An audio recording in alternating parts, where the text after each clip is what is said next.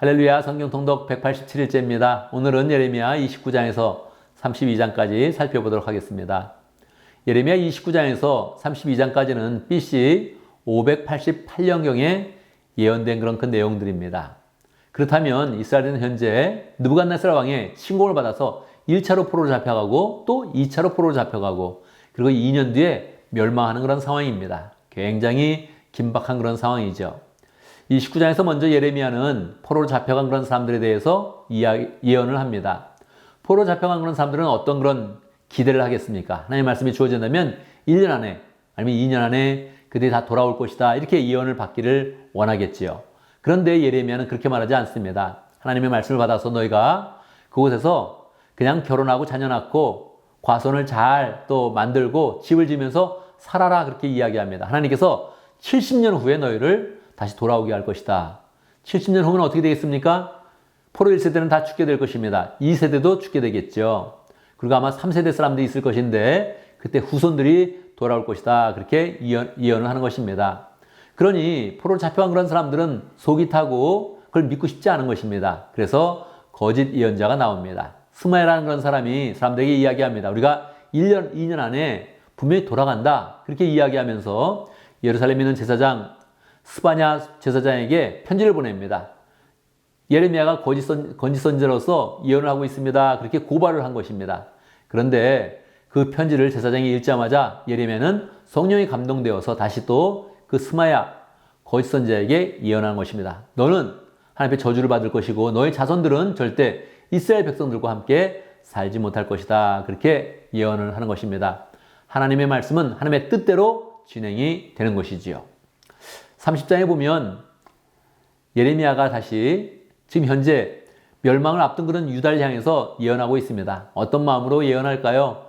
두 가지 마음이 바로 그냥 대비되어 있습니다. 두 가지 마음이라는 첫 번째는 너가 죄악 때문에 멸망할 것이다. 완전히 멸망할 것이다 하는 그런 그 내용이죠.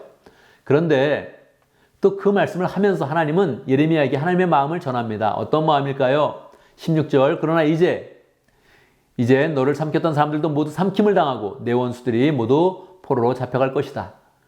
원수들을 통해서 이스라엘은 완전히 멸망을 받을 것인데 하나님이 그 이스라엘을 쳤던 바벨론 원수들에 대해서 예언을 하는 겁니다. 그들이 포로로 잡혀갈 것이다. 그러면 이스라엘은 어떻게 될 것입니까? 17절 내가 너를 고쳐주고 내 상처를 치유하여 주겠다. 그래서 하나님이 이런 선언을 하시는 것입니다. 22절 너희는 나의 백성이 되고 나는 너희의 하나님이 될 것이다. 이게 진정한 하나님의 마음이죠. 그들을 심판하고 있지만 그들의 하나님이 될 것이다. 그렇게 예언을 하고 있는 것입니다. 31장에 보면 예레미야는 북왕국 이스라엘에 대해서 예언을 합니다. 북이스라엘은 벌써 멸망한 지 한참 되었거든요. BC 722년에 멸망을 했으니까 굉장히 오래됐는데 북왕국 이스라엘에 대해서 이야기합니다. 어떻게 예언할까요? 1절 나 주의 말이다. 때가 되면 나는 이스라엘 모든 지파의 하나님이 되고 그들은 나의 백성이 될 것이다. 어떻게 해요? 5절 내가 사마리아 산마다 포도원을 만들 수 있게 하겠다. 결국은 그들이 다 돌아오고 북이스라엘에 들어와서 그래서 포도원을 만들면서 행복하게 살 것이다. 그렇게 이야기하고 있는 것입니다. 그러면서 15절에 특별한 그런 예언의 말씀을 하십니다. 15절 나 주가 말한다. 라마에서 슬픈 소리가 들린다. 어떤 소리가 들릴까요? 라헬이 자식을 잃고 울고 있다. 자식들이 없어졌으니 위로받기조차 거절하는구나. 이 예언이 특별한 것은 이것이 마태복음의 예언이 되었기 때문에 그러합니다. 마태복음에 그대로 인용이 되면서 예수님 당시에 헤롯이 2살 아래의 그런 아이들을 다 죽이게 되었는데 그것에 대한 그런 예언이다 이렇게 이야기하는 것입니다.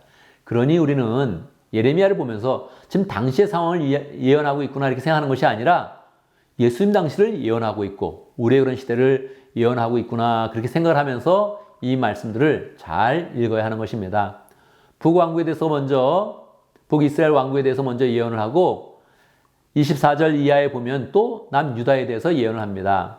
유다에도 사람들이 다 돌아와서 거기서 살면서 과수원을 만들고 목자들은 또 가축대를 찌우고 농부들은 농사를 지면서 잘 살게 될 것이다. 그렇게 이야기합니다. 그러면서 31절에 보면 중요한 그런 그 말씀을 하십니다.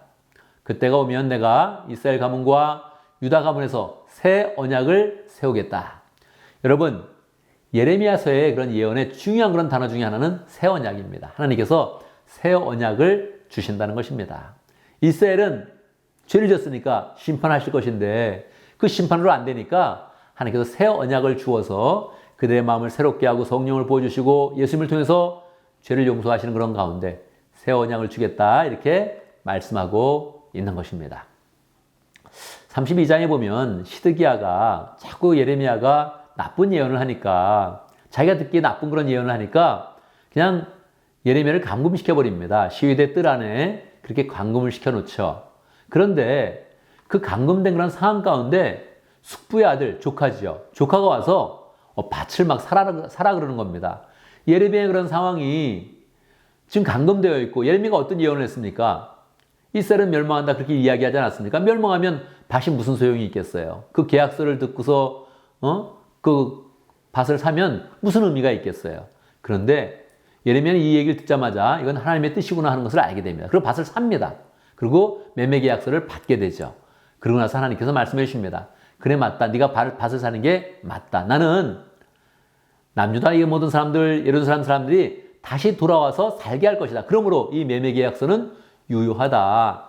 집문서는 유효하다. 반문서 다 유효하다. 그렇게 말씀을 해 주는 것입니다. 그러니 하나님께 다시 이스라엘을 회복시켜서 다시 이스라엘 사람들이 예루살렘에 잘 살게 되는 것을 지금 소망으로 계속 말씀을 주고 있는 것입니다. 그러니 우리는 이 말씀을 보면서 죄악에 대해서는 심판하시지만 계속적으로 이스라엘을 하나님의 자녀로 삼아서 회복시키기를 원하시는 하나님의 그런 그 마음을 풍성하게 보게 되는 것입니다.